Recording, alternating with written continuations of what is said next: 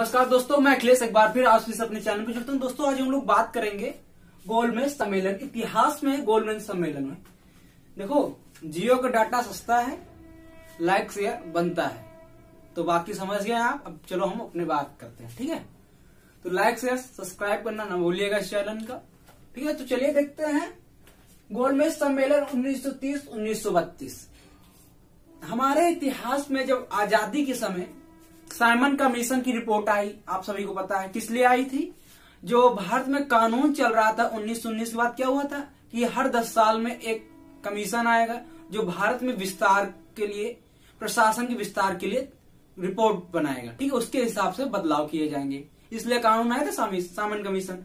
जब 1927 में Simon commission Bharat आता है तो कुछ ऐसे ऐसे बदलाव थे। उसके बाद बहिष्कार किया गया, जिन्ना की 14 सूत्री मांगे आई, ये सब मैंने पढ़ाया। नेहरू रिपोर्ट आई, ठीक है, ये सब मैंने पढ़ाया। आप लोगों ने देखा, आप लोगों ने उसको बहुत अच्छा रिस्पांस दिया, तो आप सभी को धन्यवाद। उसके बाद क्या होता है, तृतीय गोलमेज सम्मेलन होता है। साइमन कमीशन जो रिपोर्ट आई थी उसको लागू करने के लिए। तो सबसे महत्वपूर्ण बात, तृतीय जो गोलमेज सम्मेलन हुए हैं, फर्स्ट, सेकेंड, थर्ड, क्यों हुए हैं? तो साइमन कमीशन की रिपोर्ट पर चर्चा करने के लिए। सीधी सी बात, इसका प्रमुख कारण क्या, प्रमुख उद्देश्य क्या था? तो साइमन कमीशन जो रिपोर्ट आई थी उसको लागू करने के लिए, चर्चा करने, उस पर विचार करने के लिए, जो सुधार थे उसको सुधार करके लागू करना था। तो तृतीय गोलमेज सम्मेलन हुए, किस लिए हुए? साइमन कमीशन की जो रिपोर्ट आई उस पर चर्चा करने के लिए, ठीक है, उसको सुधार करके उसके बाद लागू करने के लिए ये हुआ। अब देखो, एक चीज बता दें आपको, जिसका वेन्यू था यानी स्थान था, मतलब 3 गोलमेज सम्मेलन हुए, फर्स्ट, सेकेंड और थर्ड, ठीक है। तीनों एक ही स्थान पे हुए। कहाँ हुए? स्टे जॉर्ज, ठीक है, स्टे जॉर्ज पैलेस, ठीक है, लंदन, ठीक है। तीनों एक ही जगह पे हुए, स्टे जॉर्ज पैलेस, लंदन, ठीक है। इसके जो उद्घाटनकर्ता थे, उद्घाटनकर्ता वो कौन थे? जॉर्ज पंचम, ठीक है। कौन थे? जॉर्ज पंचम उद्घाटनकर्ता थे, ठीक है। इसकी जो अध्यक्षता किसने की? इस समय ब्रिटेन के पीएम कौन थे? मैकडोनाल्ड, ठीक है। अरे यार, वो जो मैकडी वाला है ना, मैकडी डोनाल्ड, वही बस जान लो। मैकडोनाल्ड जहां आ जाए वही मार देना, ठीक है, ठीक है। अब तुमको मैकडी याद कर लो, मैकडी बर्गर तो सब कोई खाया होगा, और मैकडी खाया हो बर्गर, तो बस वही याद कर लो, मैकडी बर्गर अध्यक्षता करना है, ठीक है। क्योंकि जब पार्टी जाते हो सबसे पहले बर्गर खाते हो आजकल। तो देख लो, स्थान क्या है? स्टे जॉर्ज पैलेस, कहां पे? लंदन में, ठीक है। उसके बाद उद्घाटनकर्ता कौन है? जॉर्ज पंचम है। उसके बाद अध्यक्षता किसने की? पीएम मैकडोनाल्ड ने, ठीक है। इन्होंने क्या किया कि इसलिए गोलमेज सम्मेलन फिर से बता देता हूं, 1930 से 1932 में 3 सभाएं लगी थी। इसका मुख्य उद्देश्य था साइमन कमीशन की जो रिपोर्ट थी उस पर विचार करना और उसे कानून लागू करना, ठीक है। अब क्या होता है, 12 नवंबर 1930 से 1931 के बीच में प्रथम गोलमेज सम्मेलन होता है। कौन सा होता है? प्रथम गोलमेज सम्मेलन,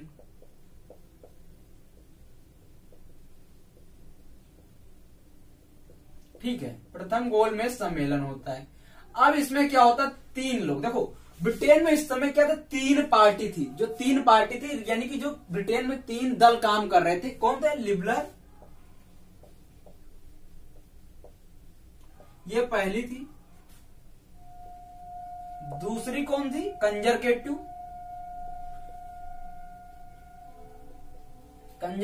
और तीसरी थी श्रमिक दल। ये आपकी तीसरी, यानी 3 पार्टी काम कर रही थी। तो इन तीनों पार्टियों ने भाग लिया। कौन कौन से? लिबरल ने, कंजर्वेटिव और श्रमिक दल, इन तीनों पार्टियों ने लिया। उसके बाद भारत में जो ब्रिटिश भारत था, भारतीय ब्रिटिश भारत, ठीक है, ऐसे तुम समझो। जो ब्रिटिश भारत था, ब्रिटिश भारत से कुछ सदस्य मनोनीत किए गए थे। किसके द्वारा? वायसराय के द्वारा। ब्रिटिश भारत से मनोनीत सदस्य, ठीक है, मनोनीत सदस्य, ठीक है। और उसके बाद तीसरे कौन थे, जो भारत में रजवाड़े थे, रजवाड़ों के द्वारा मनोनीत सदस्य, ठीक है। इतना बात जाने कौन कौन थे, लिबरल पार्टी, कंजर्वेटिव पार्टी और श्रमिक दल, ये कहां से, ब्रिटेन से थे, यार तीनों ब्रिटेन के काम कर रहे थे, ठीक है। और यहाँ पे क्या, ब्रिटिश भारत द्वारा मनोनीत सदस्य थे, यानी कि जो वायसराय द्वारा। और तीसरे कौन थे, रजवाड़ों के द्वारा मनोनीत सदस्य। इतने लोगों ने भाग लिया, ठीक है।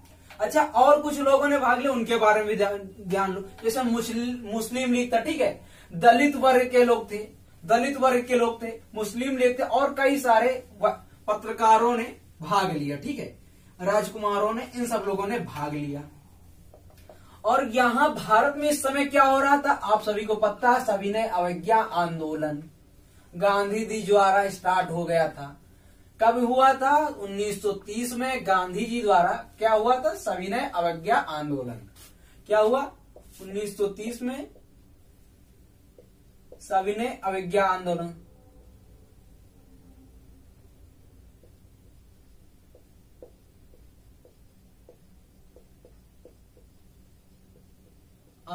गांधी जी द्वारा, ठीक है, सविनय अवज्ञा आंदोलन स्टार्ट हो गया। इसमें जितने भी लोग थे, भारत के कई सारे नेताएं, कांग्रेस तो पूरी तरीके से इसमें लिप्त थी, मान लो पूरी कांग्रेस ही लीन हो गई थी। गांधी जी द्वारा चलाया गया था 1930 में, और ये क्या, वो पूरी कांग्रेस इसमें लीन हो गई, ठीक है। पूरी कांग्रेस, जो कांग्रेस थी, ये पूरी इसी में लीन थी। तो कांग्रेस के द्वारा कोई सदस्य प्रथम गोलमेज सम्मेलन में नहीं गया, ठीक है।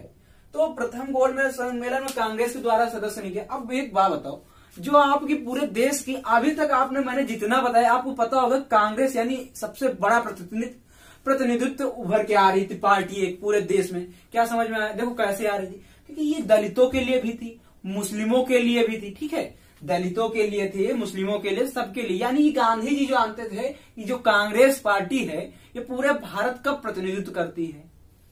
अब बताओ, कोई भारत में कानून लगेगा और बिना कांग्रेस पार्टी की सहमति के लग जाएगा, ये बताओ, नहीं लगेगा। तो पहला जो गोलमेज सम्मेलन हुआ वो 1931 में स्थगित हो जाता, बिना कोई निर्णय के 1931 में स्थगित हो जाता है।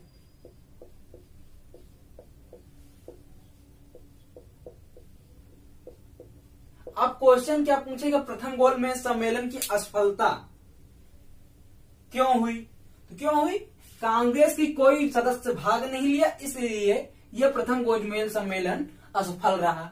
अब बात करते हैं द्वितीय गोलमेज सम्मेलन। अब देखो, द्वितीय गोलमेज सम्मेलन है तो भाई इसमें इसको सफल बनाने के लिए कुछ ना कुछ तो करना पड़ेगा ना। क्या करना पड़ेगा, तो देखो क्या हुआ क्या, जो रामजे मैकडोनाल्ड थे, इन्होंने क्या किया, भारत के इस समय वायसराय कौन थे, इरविन थे। कौन थे, इरविन को आदेश दे दिया कि भैया तुम हाथ पैर कुछ भी करो, अब तुम्हारे साथ, ये वायसराय थे, ठीक है, वायसराय, भैया तुम कुछ भी करो, कांग्रेस कोई भी सदस्य एक बार तो जरूर आवे, अब तक आवे चले, तुम काम हटा दिया। अब इनकी नौकरी पर आ गई, ये वायसराय थे भाई। अभी क्या करें, हाथ पैर जोड़े पूरे कांग्रेस पार्टी।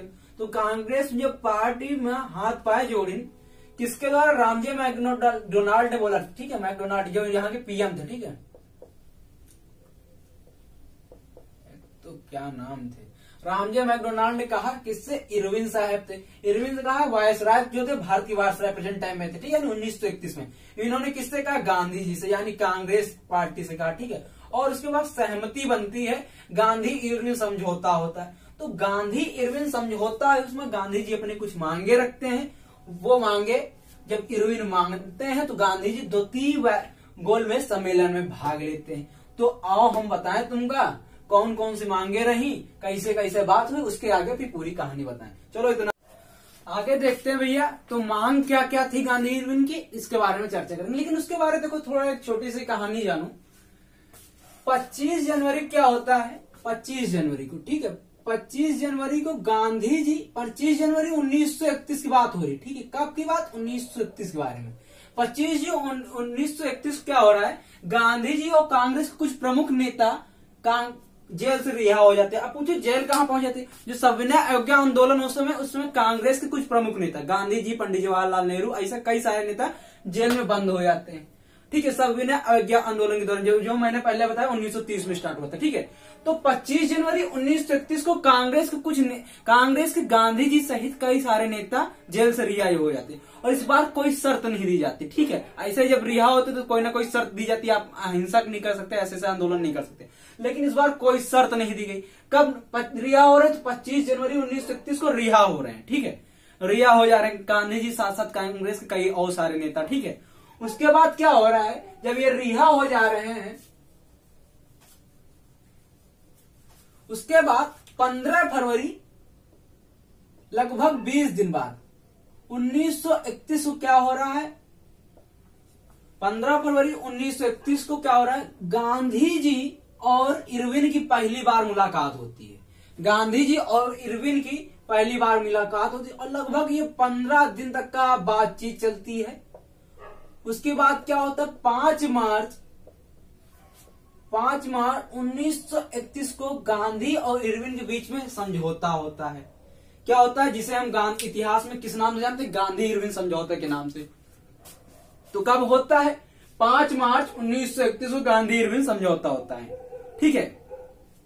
अब बात करते हैं, इस समझौते में कुछ मांगे थी, वो कौन कौन सी मांगे थी? ये देखो तुम्हारे सामने लिखी है, इनके बारे में हम चर्चा करेंगे, तुमको कुछ समझाने की कोशिश करेंगे, समझ में आ जाए तो भैया लाइक शेयर कमेंट करना ना भूले, क्योंकि जियो डाटा सस्ता है, ठीक है।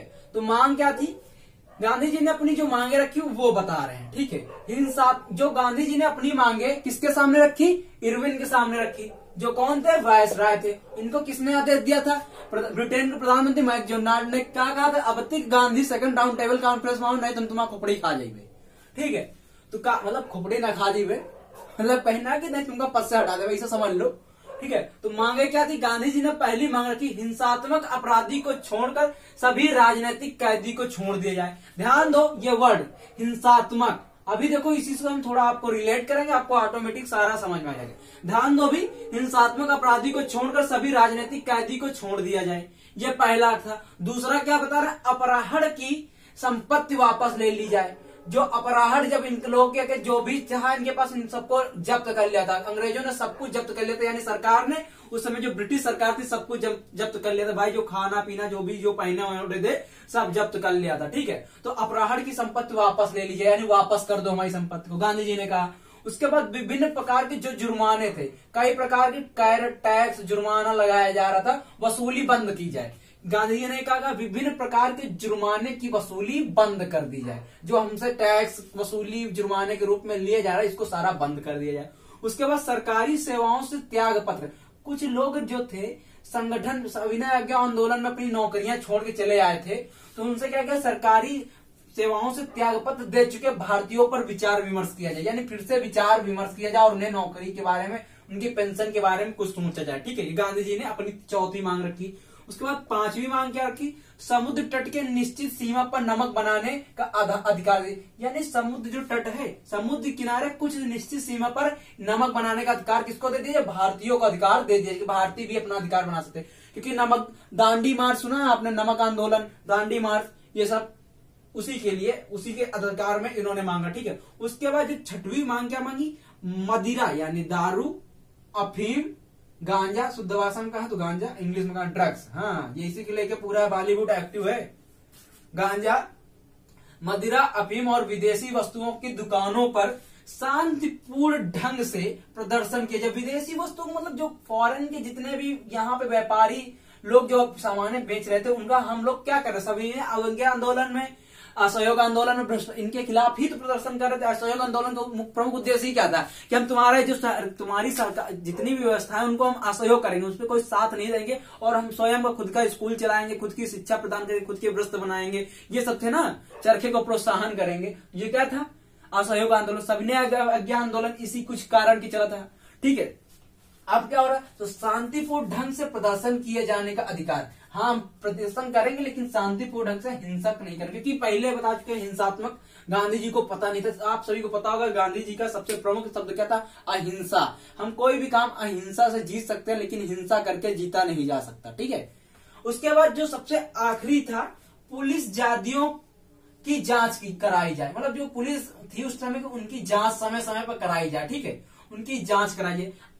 तो ये जो सातवीं बात है, ये बात किसने नहीं मानी, तो इरविन साहब ने नहीं मानी, यानी जो इरविन थे उसने नहीं मानी, इसको नहीं माना, बाकी सारी बातों को मान लिया। अच्छा, एक और विवादित शब्द, एक विवादित मांग है, मैं बता देता हूँ। कई जगह लिखा जाता है, कई इतिहासकारों ने लिखा है कि गांधी जी भगत सिंह और तथा उनके साथियों को छुड़वाने के लिए कहा, लेकिन इरविन ने मना कर दिया। और कई जगह कहा जाता है कि उन्होंने बिल्कुल नहीं कहा। अच्छा देखो, बिल्कुल क्यों नहीं कहा, ये पॉइंट ज्यादा क्यों जाते हैं। अब देखो, हिंसात्मक अपराधियों आगे, और आप सभी को पता होगा कि अंग्रेजों ने भगत सिंह और उनके साथियों को कैसा घोषित किया था, हिंसात्मक, यानी कि हिंसात्मक घोषित किया था ना। तो अब बताओ गांधी जी कहीं कहीं गए। अब तुम खुद सोच लो यार, मैं किसी नेता किसी के बारे में एक शब्द नहीं कहूंगा, सारे अच्छे थे, कोई अगर ना होता तो आज आजादी होती ना, लेकिन ऑलरेडी इन्होंने पहले बता दिया हिंसात्मक अपराधी को छोड़कर सभी। यार मतलब तुम एक अपनी भाषण पहले बता, हिंसात्मक थे लेकिन वो अपने तरीके से आजादी लेना चाहते, तुम अपनी तरीके से ले जा रहे हो, ठीक है। और फाइनली सुभाष चंद्र बोस ना होते तो आजादी आज भी ना मिलती। आगे पढ़ेंगे, बताएंगे पूरी अच्छी तरीके से। तो ये सारी बातें हुई, ठीक है। पुलिस जादियों की जांच कराई जाए, तो ये मतलब ये नहीं माने, तो कौन कौन सी नहीं माने, पुलिस जादियों की जांच कराई जाए और भगत सिंह और उनके साथियों की फांसी की सजा माफ कर दी जाए। इतनी बातें समझ में आई, तो चलो आगे देखो, आगे क्या हो रहा है। जब इतनी बातें हो गई तो अब गांधी जी, मतलब कि गांधी जी ने कांग्रेस की तरफ से क्या आश्वासन दिया कि हम अपना असहयोग आंदोलन वापस ले लेंगे, ठीक है, असहयोग आंदोलन वापस ले लेंगे। अब बताओ, इसके पहले जो असहयोग आंदोलन सवज्ञा आंदोलन जो 1930 वाला था, ये वापस ले लेंगे, ठीक है। असहयोग आंदोलन तो 1922 में, ठीक है। हाँ, ये जो सवज्ञा आंदोलन था 1930 वाला, ये हम वापस ले लेंगे। और द्वितीय कांग्रेस, जो द्वितीय गोल में सम्मेलन था, उसमें भारतीय कांग्रेस की तरफ से कौन भाग लेगा, गांधी जी स्वयं भाग लेंगे। इतनी तैयारी हो गई, यानी कि अब इरविन की पद बच गया। गांधी जी द्वितीय कांग्रेस राउंड टेबल कॉन्फ्रेंस में भाग लेंगे। उन्होंने अपना जो सविनय अज्ञान आंदोलन स्टार्ट किया था, ये बंद कर दिया, इसको वापस ले लिया। अब बताओ, असहयोग आंदोलन में गांधी का हो रहा, चौरी चौरा कांड के बाद क्या हो रहा, वो भी वापस ले रहे हैं। उस समय जितने क्रांतिकारी थे, बहुत भारतीय मिलकर, उसके बाद सविनय अज्ञान आंदोलन ले। भाई जब बताओ तुम कोई आंदोलन शुरू कर, तो जहां तुम्हारा काम निकल जाता वापस ले लो। हमारा क्या उद्देश्य था कि हम पूर्ण स्वराज की तरफ जाएंगे। पहले क्या था, असहयोग आंदोलन के समय कि स्वराज की तरफ जाएंगे, सिर्फ स्वराज की तरफ। अब क्या था, पूर्ण स्वराज चाहिए, ठीक है। नेहरू रिपोर्ट की बात यही तो आया था, पूर्ण स्वराज, ठीक है। पूर्ण स्वराज आया कि नहीं आया, 1931 कराची अधिवेशन में पूर्ण स्वराज की मांग हुई। अब बताओ, तुम वापस ले रहे हो तो कैसे काम चलेगा। भाई गांधी जी ने जब ये सविनय अज्ञान आंदोलन ले लिया, तो इससे कई सारे नेता हतोत्साहित, तो कई सारे निराश हुए, कई सारे भड़क गए कांग्रेस से, ठीक है, वापस भी चले गए। तो गांधी जब इतना कर लिया, तो द्वितीय राउंड टेबल कॉन्फ्रेंस में जाते हैं गांधी जी। कब होता है, तो 1931 में होता है द्वितीय राउंड टेबल कॉन्फ्रेंस, और फिर उसी जगह होता है। तो जो सेकंड वाला होता है, कब होता है सेकंड राउंड टेबल कॉन्फ्रेंस, ठीक है, तो 1931 में होता है। और इसमें भी सारे लोग जाते हैं। कौन कौन से जाते हैं, गांधी जी कांग्रेस की तरफ जाते हैं, दलित जी से। अच्छा एक चीज बता दें, जो डॉक्टर बी राव अम्बेडकर थे, BR अम्बेडकर, ठीक है, ये क्या होते, तीनों फर्स्ट सेकंड और थर्ड में, तीनों में भाग लेते हैं। ये दलित की तरफ से भाग लेते हैं। उधर मुस्लिम लीग भी भाग ले रही है, ठीक है, मुस्लिम लीग भी भाग ले रही है, और कई लोग भाग ले रहे हैं, ठीक है। भाग क्या, जैसे मैंने बताया था, तीन भारत के रजवाड़े सब भाग ले रहे हैं। तो यह क्या हो रहा है, जो द्वितीय राउंड टेबल कॉन्फ्रेंस होती, इसमें क्या होता है, पृथक निर्वाचन मंडल कौन करता है, मांग करता है, तो दलित की तरफ से पृथक, क्योंकि मुस्लिमों को ऑलरेडी पृथक निर्वाचन मंडल मिल जाता है, ठीक है। दलित की तरफ से डॉक्टर BR अम्बेडकर कहते हैं कि दलितों को भी, दलित वर्ग के लोगों को भी पृथक निर्वाचन मंडल का अधिकार दिया जाए। जब ये बात गांधी जी के कानों में सुनती है, तो उनके रोए खड़े हो जाते कि भैया दलित हिंदू है, अगर हिंदू दलित चला गया तो कभी दलित। अच्छा ये बताओ, हम लोग हिंदू हैं, मान लो एग्जाम्पल बता रहे हैं भैया, चलो ठीक, हिंदू से अगर दलित बाहर हो जाए, दलित अगर बाहर हो जाए तो कभी दलित का विकास हो पाएगा? कभी नहीं हो पाए, कभी नहीं हो, क्योंकि दलित इसीलिए तो बने थे, इनका जो विकास नहीं हो पाता, ये पीछे तो इसीलिए थे ना भाई, इनका विकास नहीं हो पाया था, इसीलिए तो ये पीछे थे। अब बताओ अगर ये दलित अलग हो जाएं तो कैसे विकास होगा? मुस्लिम वर्ग अपनी तरफ, सिख अपनी तरफ, भारतीय ईसाई अपनी तरफ, सब लोग अपनी अपनी तरफ जाएंगे तो इनका विकास कहां से होगा? इसीलिए गांधी जी और परेशान, तो इसीलिए गांधी जी वो छोड़ के द्वितीय आंदोलन चले आए। लेकिन उसके पहले जब द्वितीय आंदोलन में गांधी जी प्रवेश करते तो वेस्टर्न चर्चिल, ये बहुत बार पूछा गया, याद कर लेना भैया, वेस्टर्न चर्चिल, ठीक है, और एक फ्रैंक मॉरिस थे। कौन थे? Frank Morris. ये कब की बात है? तो ये बात जब है जब द्वितीय राउंड टेबल कॉन्फ्रेंस में गांधी जी अपने होटल थे, कहा जाते हैं? भाग लेने, ठीक है, भाग लेने जब जाते हैं द्वितीय राउंड टेबल कॉन्फ्रेंस, द्वितीय राउंड टेबल कॉन्फ्रेंस की बात चल रही है अभी, ठीक है, ये हमें बताना चाहिए था थोड़ा पहले, अब बता रहा हूं, कोई बात नहीं।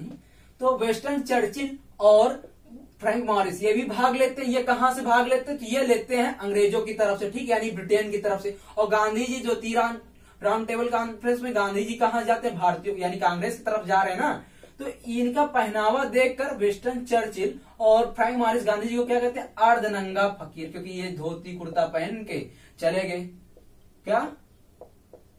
अर्धनंगा फकीर। तो कई बार क्वेश्चन क्या पूछा गया है कि गांधी जी को अर्धनंगा फकीर की उपाधि किसने दी? तो वेस्टर्न चर्चिल ने, फ्रैंक मॉरिस ने। और जो मैंने आपको उपनाम की उपाधियां बताई थी, उपाधियां बताई थी, तो उसमें बताया था वेस्टर्न चर्चिल, फ्रैंक मॉरिस ने गांधी जी को अर्धनंगा फकीर कहा। क्यों कहा? कि इनके पहनावे को देख के कहा कि ये साला अर्धनंगा फकीर कौन आ गया, ठीक है, ऐसी भाषण का है, ठीक है।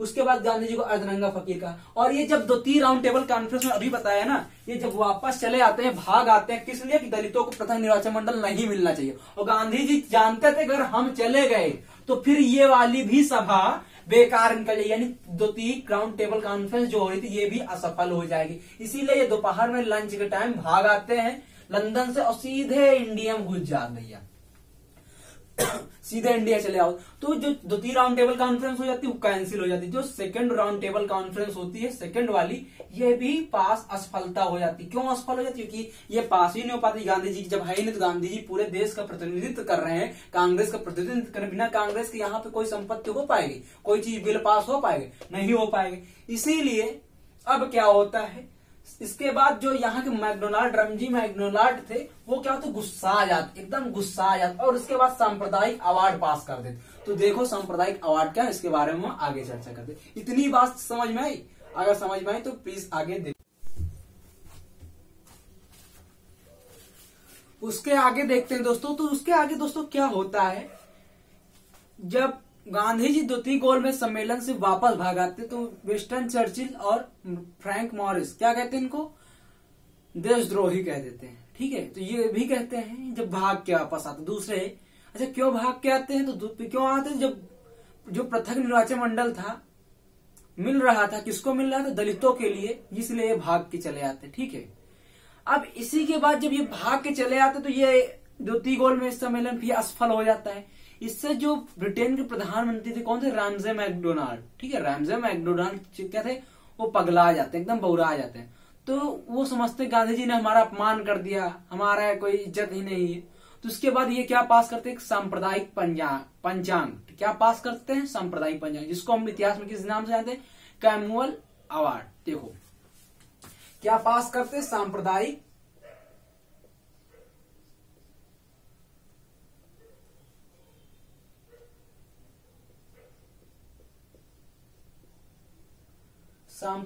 पंचांग, ठीक है, ऑब्लिक कैमुअल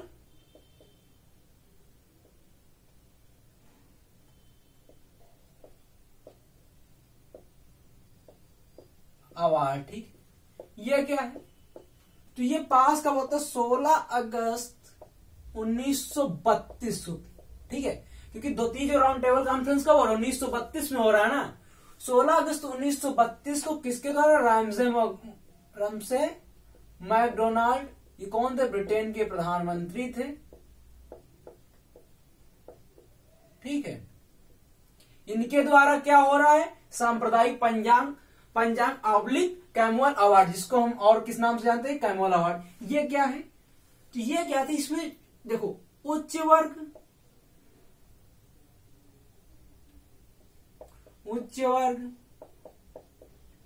निम्न वर्ग, भारतीय ईसाई, ठीक है,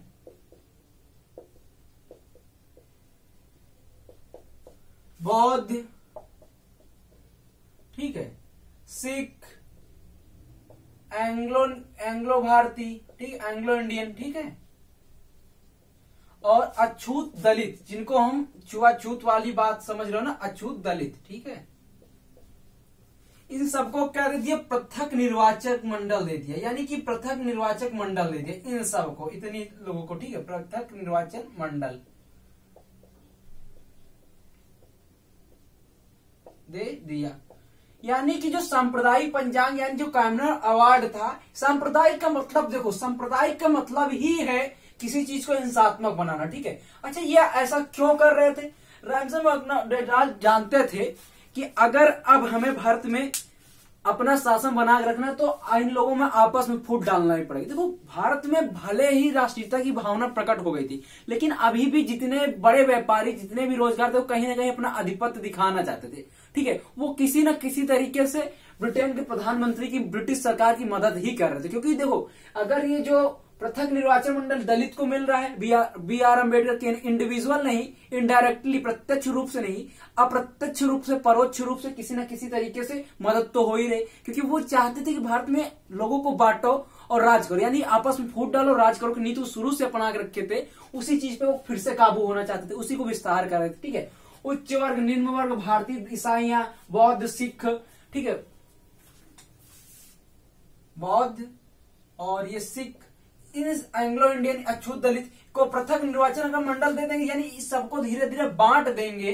तो जो हिंदू है वो हिंदू क्या हो जाए, बट जाएगा, क्या हिंदू कई भागों में बट जाएगा, ठीक है। अच्छा, दलित जो था हिंदू ही था, ठीक है, लेकिन इसमें कई जो उच्च वर्ग के लोग थे, इनको क्या था, इनको साथ नहीं लेकर चलते थे दलित को, ठीक। ये इसीलिए बी आर अम्बेडकर कहते थे हमें पृथक निर्वाचन मंडल दिया जाए, इसीलिए इन्होंने सेकेंड राउंड टेबल कॉन्फ्रेंस में मांग भी की थी। इसीलिए तो मांग की थी कि भैया हमें दलित निर्वाचन दिया, क्योंकि ये चाहते थे कि दलितों का भी उच्चास हो। लेकिन जो गांधी जी जानते थे कि दलित इससे ऊपर नहीं जाएंगे और नीचे हो जाएंगे और अलग हो जाएंगे और दब जाएंगे, कहीं ना कहीं ये बात गांधी जी की दूरदर्शी थी और वे बात सही थी। भाई, दलित का विकास कैसे होगा जब मुस्लिमों को, आप सभी को पता है 1919 से, आप सभी को पता है 1909 से पृथक निर्वाचन मंडल पार्लियामेंट सुधार 1909 से मिला हुआ, ठीक है। तो गांधी जी बस इसीलिए क्यों आ गए थे, दलितों को जो पृथक निर्वाचन मंडल मिल रहा था, ठीक, इसीलिए। और इसमें कब हो रहा, 16 अगस्त 1932 को सांप्रदायिक अवार्ड, एक यानी कैमुअल अवार्ड देते हैं, कौन देता है, रैमसे मैकडोनाल्ड, और इसमें पास भी कर देते हैं। यानी इतने लोगों को जो ये लोग हैं, इनको पृथक निर्वाचक मंडल दिया जा रहा, ठीक है, इनको पृथक निर्वाचक मंडल दिया जा रहा। अब तो गांधी जी क्या कहते हैं, गांधी जी, अच्छा इस समय देखो,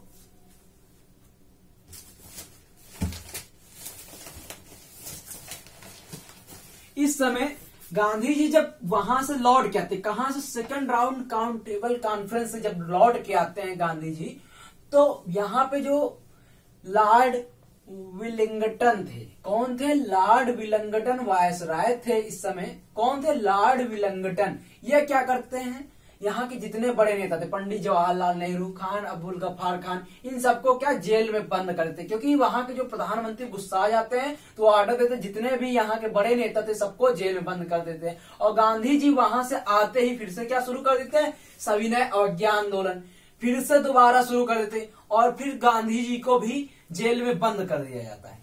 कब सविनय अवज्ञा आंदोलन दोबारा शुरू होता है, तो जब Gandhi ji second round count table से वापस आते हैं। तो उसके बाद गांधी जी को कौन सी जेल में बंद कर दिया जाता है, यरवदा जेल में। कौन सी जेल में, यरवदा जेल में, ठीक है। अब ये किससे जुड़ रहा है, पूना पैक्ट, पूना समझौता, पूना समझौता, ठीक है, समझौता। ये कब हुआ? तो 24 सितंबर 1932 को, 24 सितंबर 1932 को गांधी पूना समझौता हुआ। इतिहास में पूना समझौता के नाम जानते हैं। इस समय गांधी जी कहाँ बंद है? यरवदा जेल में। और जब गांधी जी को ये पता चलता है कि सांप्रदायिक अवार्ड यानी कैमोन अवार्ड के द्वारा दलितों को पृथक निर्वाचन मंडल दिया जा रहा है, गांधी जी एकदम सन्न बन। क्योंकि गांधी जी जेल में बंद तो थे, लेकिन ये राष्ट्रीय कैदी थे, और राष्ट्रीय कैदी को कुछ अधिकार होते, जैसे न्यूज़पेपर पढ़ना, ठीक है, न्यूज़पेपर उनको डेली प्राप्त होना, और उनको पत्रिका मिलना, साप्ताहिक, मानसिक, ये सारे उनको अधिकार थे, ठीक है। तो गांधी जी जब ये पेपर में बात पढ़ते हैं भैया दलितों के लिए पृथक निर्वाचन मंडल दिया जा रहा है, गांधी जी एकदम हक्का बक्का कि अगर दलित भारत से, हिंदू से अलग हो गए तो उनका विकास कभी भी जीवन में नहीं हो सकता, और भारत की आजादी सदियों तक और बढ़ जाएगी आगे। यानी कि जो भारत संपूर्ण पूर्ण स्वराज की मांग कर रहा है वो कई गुना और आगे तक बढ़ जाएगी। क्योंकि अगर दलित पीछे हट गए, यानी धीरे धीरे बंटवारा कर देंगे, तो कहीं आजादी की राह भी नहीं दिखेगी। इतनी चीजें हो गई। तो गांधी जी क्या करते हैं? गांधी जी कहते हैं रामसे मैकडोनाल्ड से कि अगर 20 सितंबर 1932 द्वारा दलितों को जो पृथक निर्वाचन मंडल दिया गया ये वापस नहीं लिया गया, तो हम जेल में ही क्या कर देंगे? आमरण अनशन। आमरण अनशन, आमरण अनशन का मतलब बिना कुछ खाए हम अनशन करना शुरू कर देंगे जब तक हम मरेंगे नहीं। तो राष्ट्रीय कैदी थी, और राष्ट्रीय कैदी को कुछ अधिकार थे, ठीक है। तो ये कैसे काम चलेगा? आम राष्ट्रीय कैदी थे, ठीक है। गांधी जी कैसे थे? राष्ट्रीय कैदी थे। जब ये बात पता चलती है किसको पता चलती है? पंडित जवाहरलाल नेहरू को, कि गांधी जी ने 20 सितंबर 19, अच्छा ये जो बात कहते हैं गांधी जी क्या कहते हैं? 20 सितंबर 1932 तक अगर नहीं माने हमारी मांग तो हम आमरण अनशन कर देते हैं। ये बात रामसे मैकडोनाल्ड जो प्रधानमंत्री थे उनको कोई पल्ले नहीं पड़ती, वो कोई मानते नहीं, अरे मर जाओ कोई मतलब नहीं। उनका कहने मतलब ये था। जब गांधी जी की हालत बुरी हो जाती है, तो क्या होता है? जो जवाहरलाल नेहरू थे, पीटी नेहरू, ये किसके पास जाते हैं? पीटी नेहरू किसके पास जाते हैं? बी.आर. अम्बेडकर के पास। किसके पास जाते हैं? बी.आर. अम्बेडकर के पास। और गांधी जी की पूरी स्थिति यथास्थिति बताते हैं। अम्बेडकर जी गांधी जी से मिलने आते हैं जेल में, और गांधी जी फिर उन्हें समझाते हैं, और गांधी जी समझाते हैं कि अरे भैया ये जो दलित वाला आप ले रहे हो है, इसका ना लो, एक ही बजाय हम तुमको कुछ ऑफर कर रहे हैं ना, वही का देखो। हम ऑफर जो है हम तुमको कुछ दे रहे हैं, वही का देखो।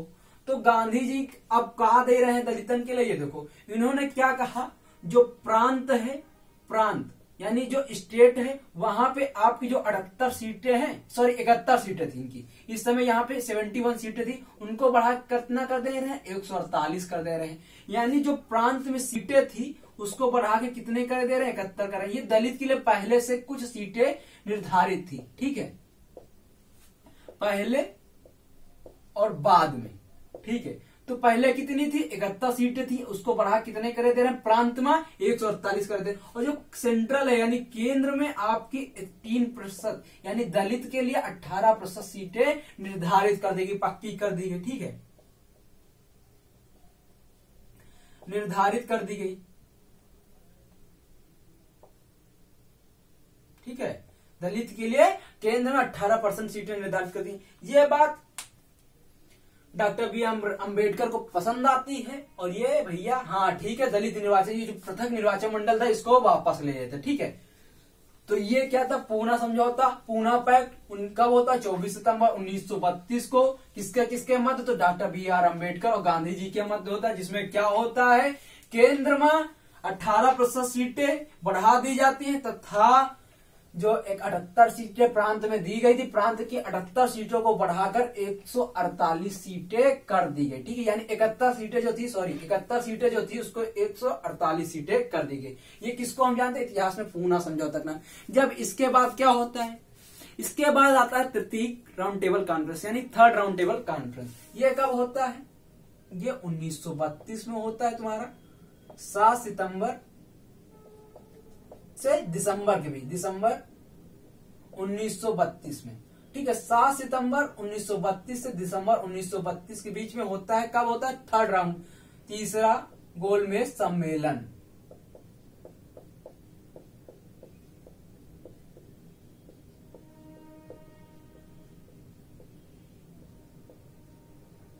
तीसरा गोलमेज सम्मेलन। इसमें क्या हो रहा है, इसमें देखो इस समय काफी ज्यादा बदलाव हो जाते हैं और इसमें एक सबसे महत्वपूर्ण बात, इसमें मात्र 16 प्रतिनिधि ही भाग लेते हैं, प्रतिनिधि भाग लेते हैं। इसमें जो मुस्लिम लीग के अध्यक्ष कौन थे, मुस्लिम लीग के अध्यक्ष कौन थे, मोहम्मद अली जिन्ना, ठीक है।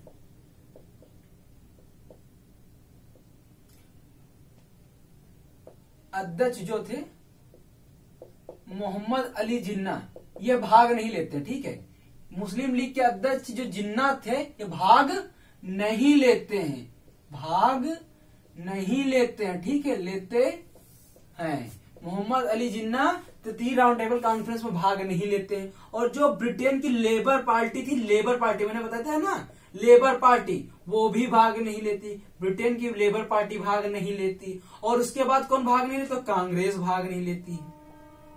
अब बताओ कोई भी कानून बिना कांग्रेस की सहमति के इतनी समय बन पा, क्योंकि कांग्रेस जो थी इस समय की सबसे उच्च कोटि की सभा थी, एकता संगठन था, ठीक है।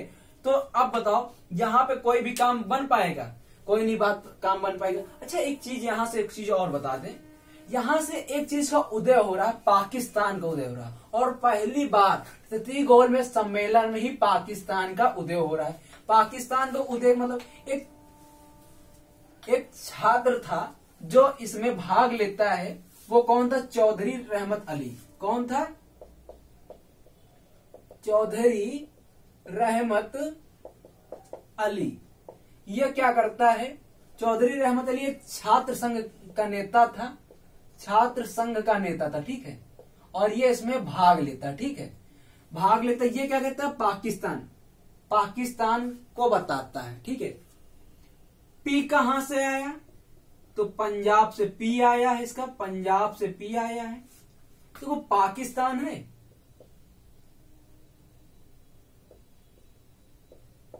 पाकिस्तान, इसका जो पी आया कहां से आया, देखो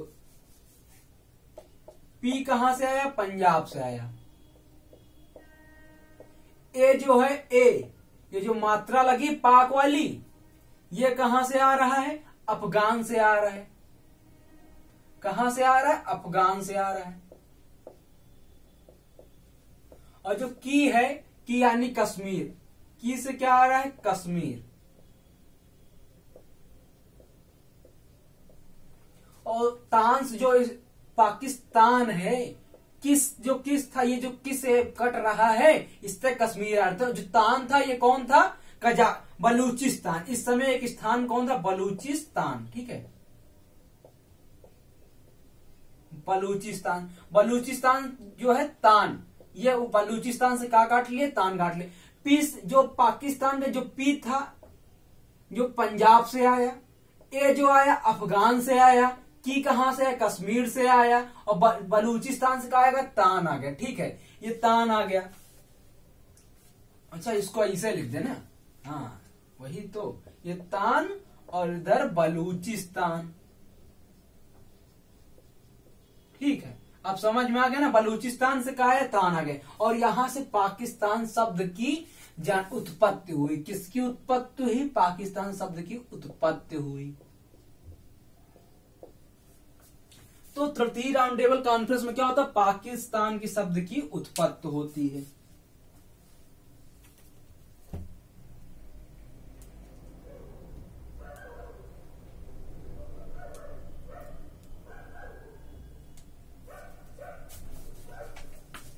इतनी बात समझ में आई। इसके आगे क्या हो रहा है, इसके आगे जब इन सबका तृतीय राउंड काउंट टेबल जो कॉन्फ्रेंस है ये भी असफल हो जाती, इसमें कोई काम हो ही नहीं पा रहा, बस इतनी ही बात हो पाई है।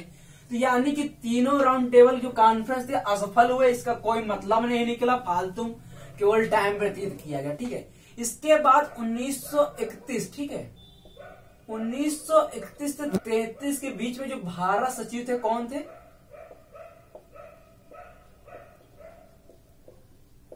सैमुअल। ये बहुत बार पूछा गया, इसको याद कर लो, ठीक है, सैमुअल होअर। सैमुअल होअर जो भारत सचिव थे, इन्होंने अपने पर्यवेक्षण में रिपोर्ट प्रस्तुत की। क्या प्रस्तुत की? रिपोर्ट प्रस्तुत की। और इसी के एक रिपोर्ट प्रस्तुत की, उसके प्रपत्र बनाकर 1935 में भारत शासन अधिनियम जो आता है 1935 भारत शासन अधिनियम, उसमें काफी कुछ सहायक हुआ। ठीक है,